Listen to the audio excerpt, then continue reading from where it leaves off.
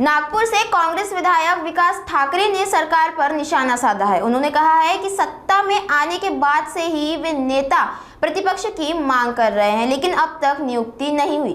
ठाकरे ने सवाल उठाया कि आखिर सरकार को नेता प्रतिपक्ष देने में क्या दिक्कत है।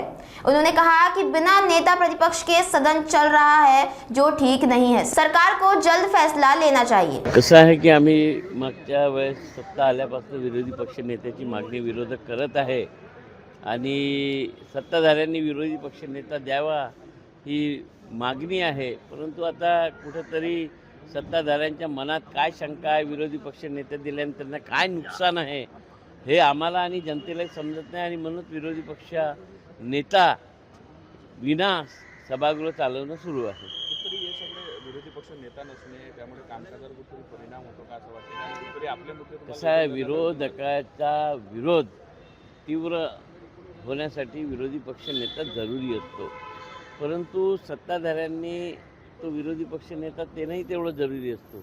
आता सत्ताधाऱ्यांच्या मनात नेमकं काय आहे, कोणत्या कारणानं त्यांना वाटतं की विरोधी पक्ष नेता नसावा, याची शहानिशा व्हायला पाहिजे। राज्यातल्या जनतेच्या मनात सुद्धा प्रश्न आहे आणि मला वाटतं की हा प्रश्न यावेळेस तरी सरकारनं सोडवावा।